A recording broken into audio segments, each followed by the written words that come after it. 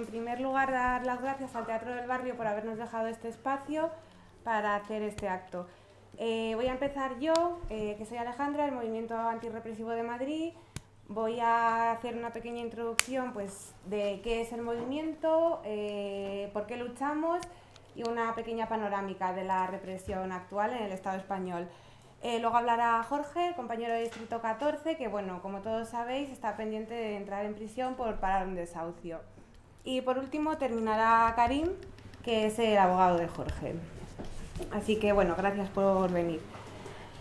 Bueno, el movimiento antirrepresivo de Madrid surge, bueno, se viene gestando desde hace ya aproximadamente pues casi un año. Nos empezamos a reunir varios colectivos de diferentes ramas, jóvenes de asambleas, colectivos feministas, antifascistas, sindicalistas, porque entendimos que era muy grave lo que estaba pasando. En concreto, el detonante fue la encarcelación, bueno, el intento de encarcelación de Valtònyc y todas las condenas y sentencias que había contra Pablo Hasél. Creímos que era muy grave este ataque a la libertad de expresión y vimos la necesidad de organizarnos, de organizar la solidaridad y de empezar a mover esto. En el transcurso de las asambleas nos empezamos a dar cuenta de que, bueno, el problema no era Pablo Hasél, no era Valtònyc, el problema era un problema de Estado, de la represión totalmente institucionalizada. Nos dimos cuenta de que el problema Pablo Hasél y Valtònyc, lo que se dice mucho, ¿no? Van a entrar a la cárcel por cantar, entran por lo que cantan, entran por lo que dicen, entran porque denuncian las injusticias de un Estado que ejerce la represión de manera desaforada. Ellos entran, bueno, son condenados, procesados, porque en este Estado no hay libertades, no hay derechos de ningún tipo. Y esto se ve con todos los represaliados.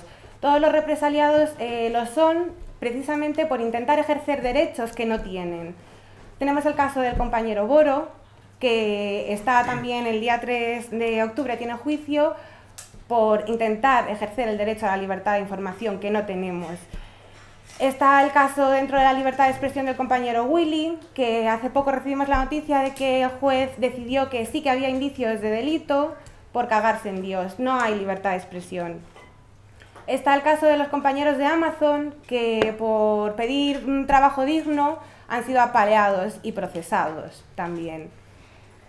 Y está el caso del compañero Jorge, ¿no? que bueno, que él lo contará mejor.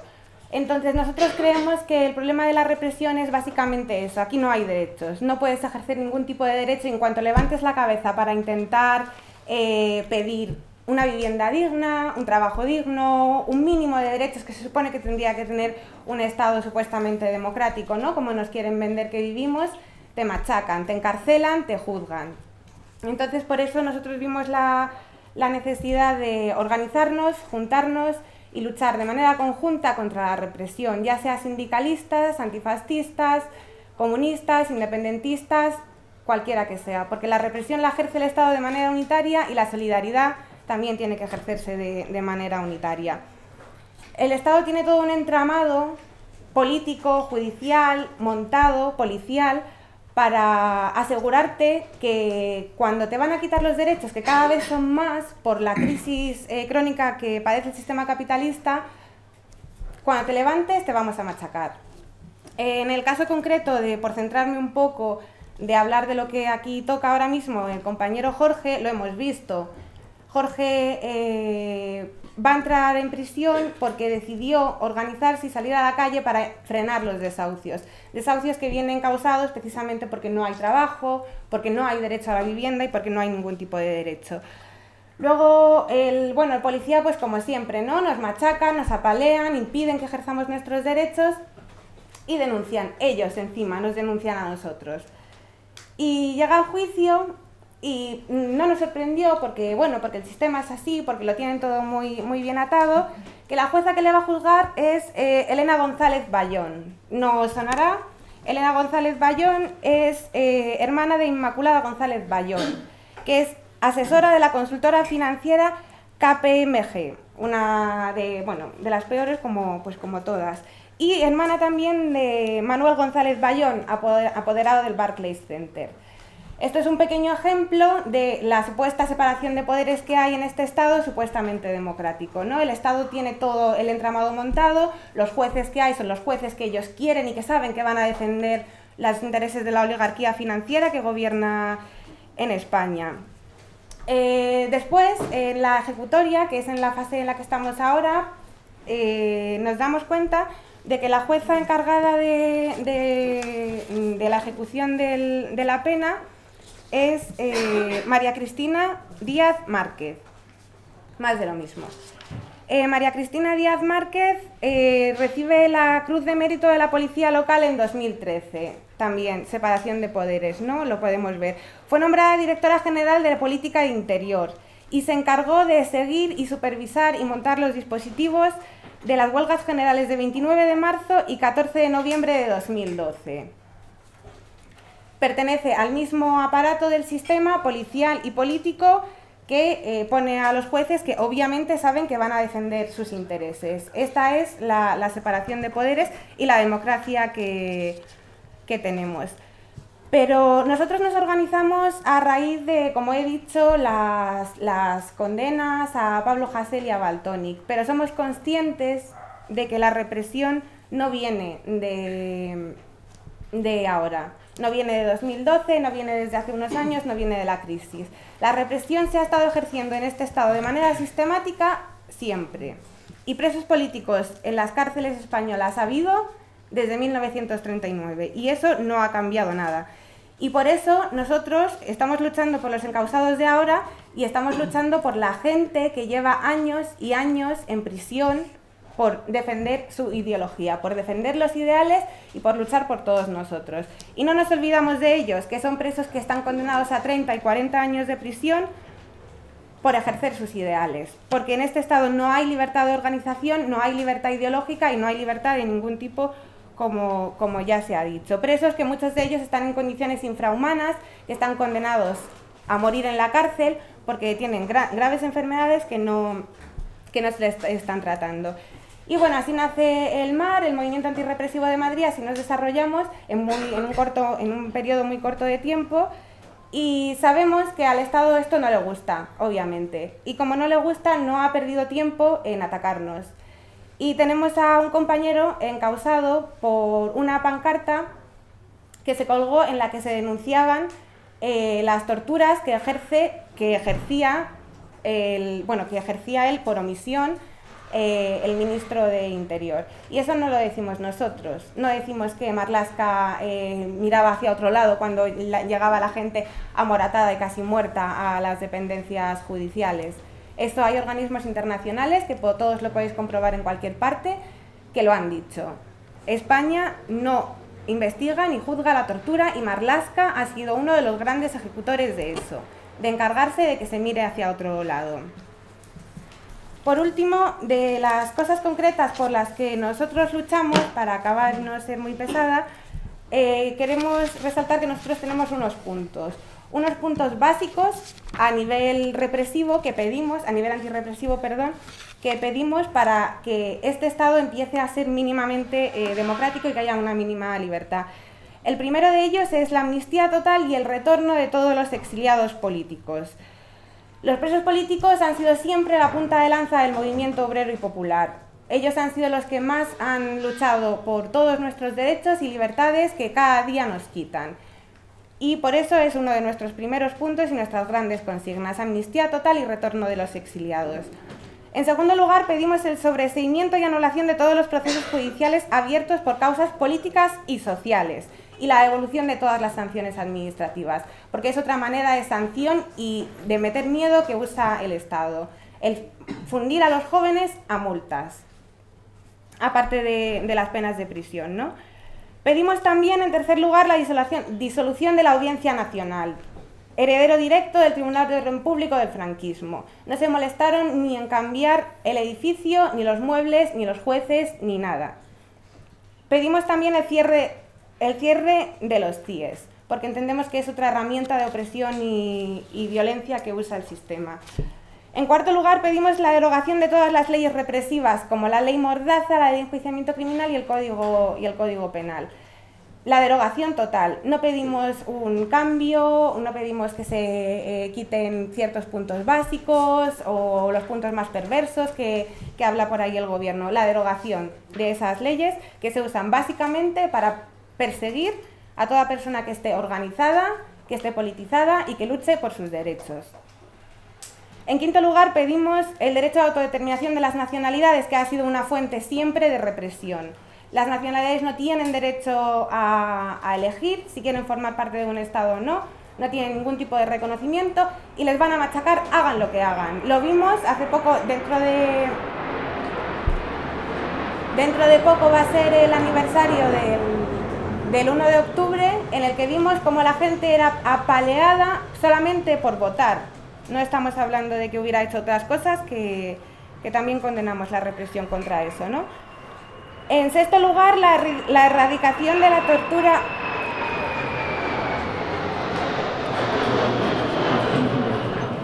En sexto lugar, pedimos la erradicación de la tortura y el maltrato a los detenidos y castigo ejemplar para los torturadores, tanto por acción como por omisión, como puede ser el ministro de Interior actual, Grande Marlaska. Y por último,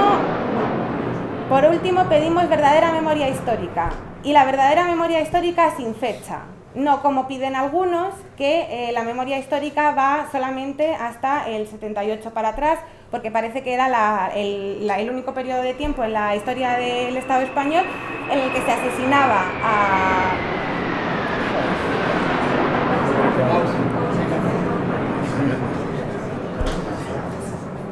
Bueno, como decía, verdadera memoria histórica sin fecha. En la actualidad se han seguido asesinando antifascistas, a personas organizadas, a chavales que eran antifascistas.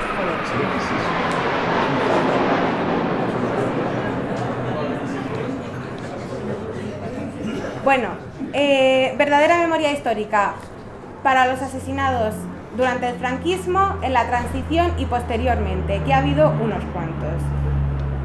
Y nada más que decir, llamaros a la organización. Esto solo lo podemos frenar unidos, creando un frente antirrepresivo único, peleando todos contra este Estado que nos oprime a todos por igual. Gracias.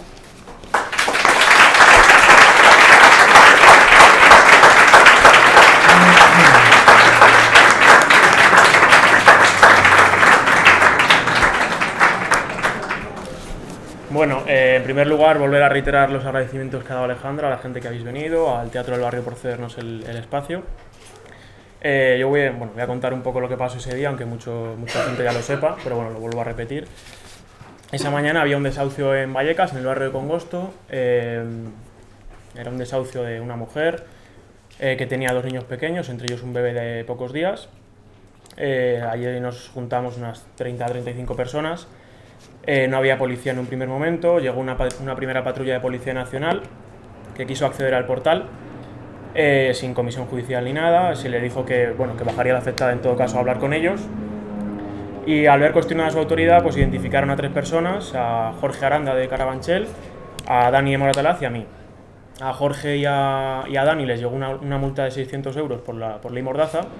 Y a mí, este dato es interesante para luego ver cómo se desarrolla el tema de la denuncia del policía. Cuando sucede esto, solicitan refuerzos y van llegando más patrullas de Policía Nacional y lecheras de los Bronces, de la Policía Nacional también. Cuando se juntan, nos dicen que si no nos quitamos del portal, pues procederán al desalojo, y efectivamente así hacen, ¿no? De manera violenta nos quitan del portal, hieren a varias personas, entre ellas una mujer embarazada que tiene que ser trasladada al hospital, y a día de hoy hay varios policías que aún tienen un juicio pendiente por su actuación ese día. Una vez efectuado el desahucio, cada uno se va por donde ha venido, y al día siguiente me llama la policía de comisaría para que acuda a declarar, con la amenaza de que si no me presento irían a casa o al trabajo a buscarme. Hablo con Karim, me recomienda que vaya y fuimos. Luego, al año así, creo que fue, nos llega la citación, o sea, la petición de fiscalía, en la que se pide 1 año de prisión, 2.000 y pico euros de indemnización y una pena multa. Y el juicio llegaría este año, en febrero. Bueno, eso lo contará luego él. Salimos contentos. Bueno, total, que la sentencia salió en marzo, nos condenan a 7 meses a 1.200 euros de indemnización y a una pena multa de 3 euros diarios durante 30 días. Bueno, la recurrimos, nos lo rechazan, volvemos a recurrir al Supremo y la semana pasada nos lo inadmitieron. Más o menos este es el resumen. Luego Karim contará un poco el proceso judicial, cómo se desarrolló. Respecto a la decisión en sí, bueno, ya lo he explicado varias veces, ¿no? Pero los motivos por los que la tomo es, en primer lugar, porque, o sea, la decisión de no pagarle al policía la indemnización, en primer lugar, porque no hice lo que el policía le dijo, yo no agredí a ningún policía. En segundo lugar, porque no voy a darle ni un solo euro a una persona, a un policía que se dedica a desahuciar familias. Y en tercer lugar, pues por un lado, para poner de relieve que sigue habiendo desahucios y que la PA es la única organización que a día de hoy garantiza el derecho a la vivienda digna. Mañana hay un desahucio en Lavapiés, por cierto, que se acaba a las 7:15. Y bueno, se acampa esta noche. Y por otro, que la policía sigue creando montajes policiales como el de Alfon, como el de Nahuel, como el de los chavales de Alsasu, como el de Tamara y Adri, de los CDR de Cataluña, y así podremos estar toda la mañana. La decisión no está tomada a la ligera ni es fruto de un calentón. Es una reflexión, o sea, es una decisión meditada, reflexionada, y en la que he tenido en cuenta la opinión de mi familia, de mi gente más cercana y de otra mucha gente que me ha querido amablemente expresar su opinión. Creo que la disyuntiva protagonista no debería ser la de si no pago voy a la cárcel, sino que la principal debería ser que yo no iría a la cárcel si no hubiese desahucios y si la policía no se dedicase a mentir y a crear montajes policiales. Esta decisión efectivamente me trastoca bastante la vida, ¿no? Porque tenía unas oposiciones que me estaba preparando, que de momento no puedo optar a ellas, me voy a quedar sin trabajo, voy a perder la casa seguramente en la que estoy viviendo, afecta esto a mi familia, a la gente con la que me relaciono día a día. Por no hablar de la incertidumbre de todo este proceso que lleva ya más de 2 años y medio, por todavía lo que queda hasta que se sepa el día del ingreso en prisión, los 7 meses que serán de privación de libertad, con las consecuencias que lleva a suponer también durante y después de cumplirlos. Y nada, pues simplemente por último decir que estoy orgulloso de ser un militante de izquierdas de barrio, de pertenecer al Distrito 14, de llevar más de 5 años acudiendo a estos desahucios y echando una mano, y que por supuesto lo seguiré haciendo una vez salga de prisión, que admiro y respeto el trabajo que llevan haciendo las PAS y asambleas de vivienda desde hace un montón de años, que creo que el único camino para frenar la represión y conquistar los derechos que como clase obrera nos pertenecen es a través de la organización, ya sea militando, bajando a la asamblea de tu barrio o afiliándote a un sindicato. Que el día 6 de octubre la PA convoca un manifestival en Madrid a las 6 de la tarde, y que el movimiento antirrepresivo convoca también una gran manifestación contra la represión el 20 de octubre en Madrid. Y por supuesto agradecer todos los apoyos que nos están llegando, ya no solo desde Madrid, sino desde los países catalanes, a todas las PAs del Estado. También a mi familia, a mis amigas y amigos, a mis compañeras y compañeros, por la paciencia, la comprensión y el apoyo, y creo que de esta saldremos más fuertes. Gracias por venir.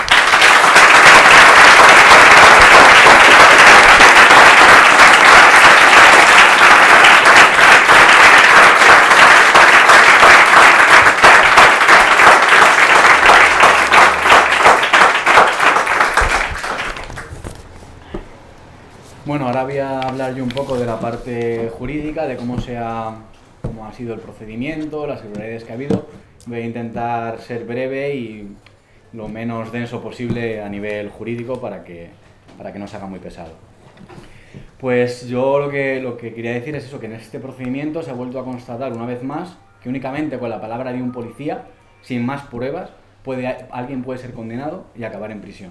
En este caso, solo hay la declaración del policía, no hay más pruebas. Ni siquiera el resto de compañeros que había de la gente, el resto de agentes de policía, vieron nada. De los, según ellos, casi 30 policías que había en la intervención, nadie vio a Jorge agredir a ningún policía. Nadie más vio nada. Solo está, insisto, la declaración de ese agente. Una declaración cuya versión además, es del todo inverosímil, puesto que lo que él dice es que Jorge le agredió, vamos, cualquiera que haya visto, participado, haya estado cerca de una intervención policial, se puede imaginar cuál sería el resultado de que un manifestante o una persona que está protestando agrediese a un policía.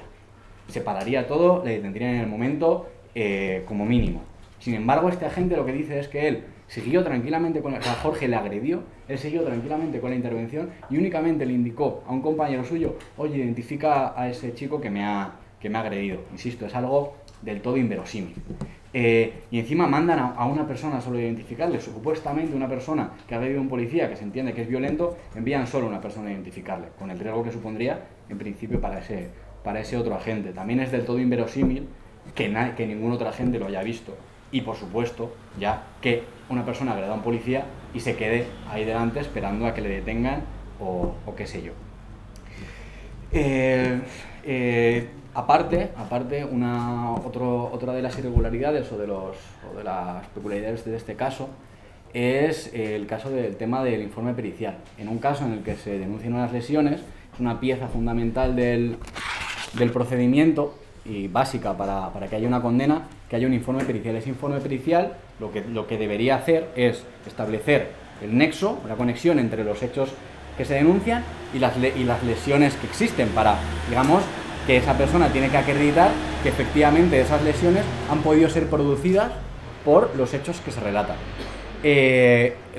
Nosotros en todo momento hemos dicho que ese informe pericial no estábamos de acuerdo, se pidió que la perito testificase en el juicio. En su testifical ella dice directamente que ella lo único que hace es traspasar lo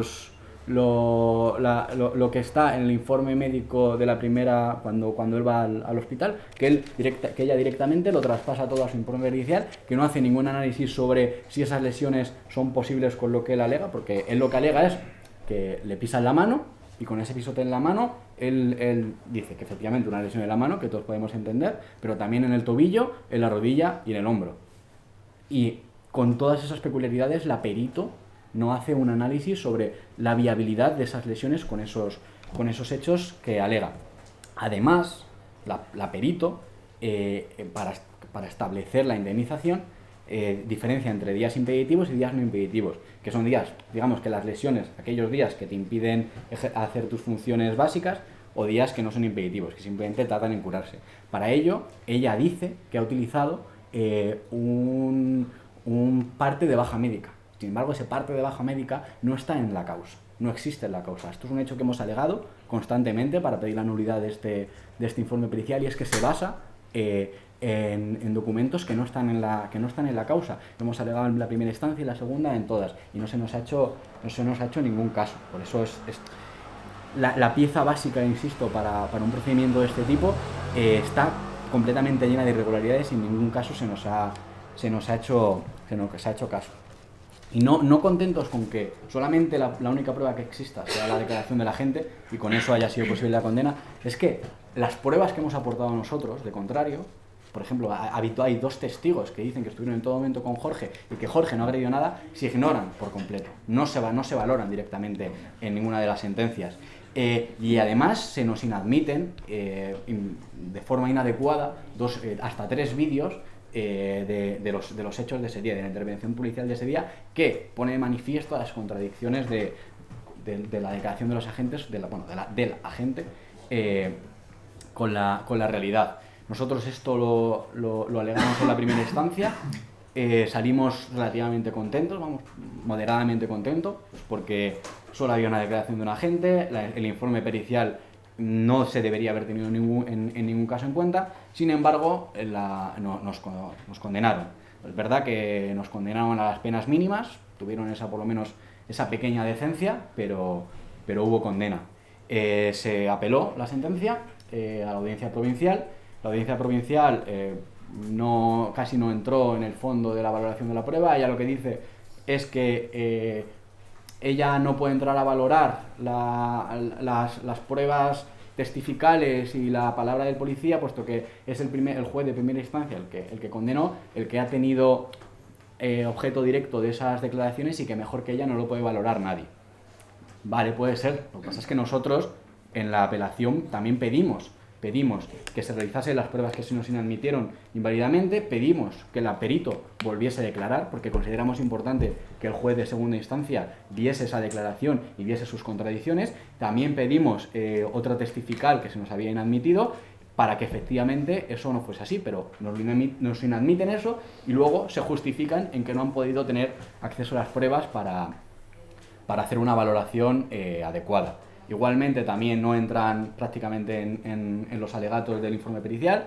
Dicen que pese a estar claro y a justificar que hay documentos que no están en la causa, en los que se ha tenido en cuenta para establecer la condena, no directamente lo ignora, no nos hace caso, no nos contesta a ello. También dice que hay documentos suficientes, dice que aunque el informe pericial no fuese muy bueno, que hay otros informes de otros médicos, que son los que le atendieron, pero si bien es cierto que esos médicos, para que digamos los datos que ellos establecen en sus partes médicos tengan validez en un juicio, tienen que haber declarado, haber tenido la debida contradicción para yo poder preguntarles y que en el juicio se declare esto. Entonces inadmitieron la apelación, no confirmaron la sentencia. Frente a eso intentamos acceder al Supremo con una casación.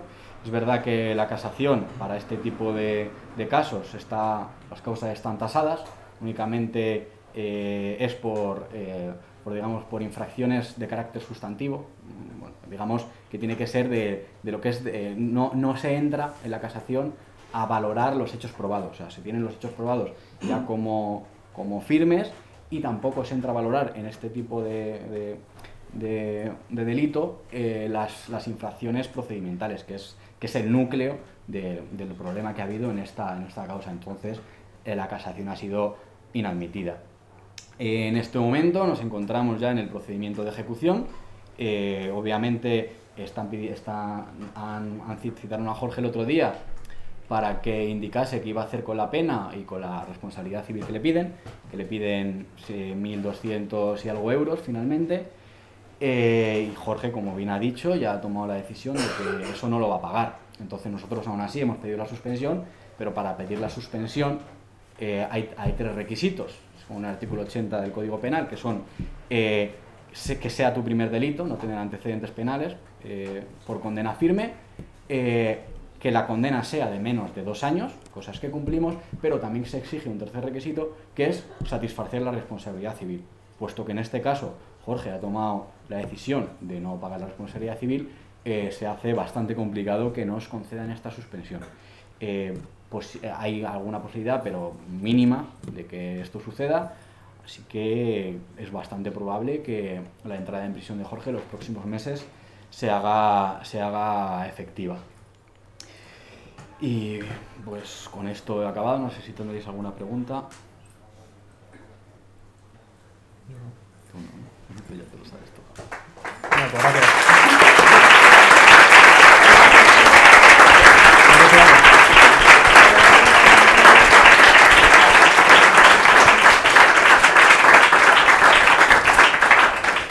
Vale, bueno, como no hay preguntas, antes de acabar voy a hacer un poco de publicidad. Remarcar que el 20 de octubre a las 6 de la tarde en Atocha va a empezar la manifestación que tiene el lema por los derechos y libertades democráticos, amnistía total, porque como he dicho a lo largo de la exposición, creemos que el problema que hay es un problema de falta de derechos y libertades, y por eso exigimos la amnistía de todos los presos que están actualmente y la absolución de todos los encausados que no hayan sido condenados. También el 28, o sea, este viernes a las 7, en Tirso de Molina hay una concentración por Boro, que tiene el juicio el día 3 a las 10 de la mañana en Julián Camarillo, que también hay convocada concentración. Y luego el 13 de octubre vamos a hacer un concierto solidario por Pablo Hasél en la Sala Yasta, que lo recaudado irá destinado a Pablo Hasél y a nosotros, al Movimiento Antirrepresivo de Madrid, y ya hay un encausado, como he dicho antes. Pues eso es todo y espero veros allí. Gracias.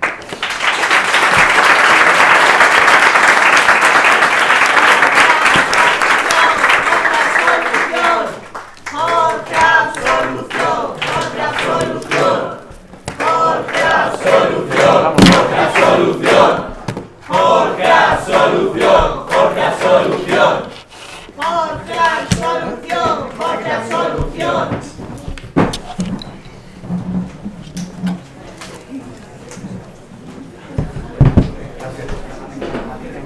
Gracias.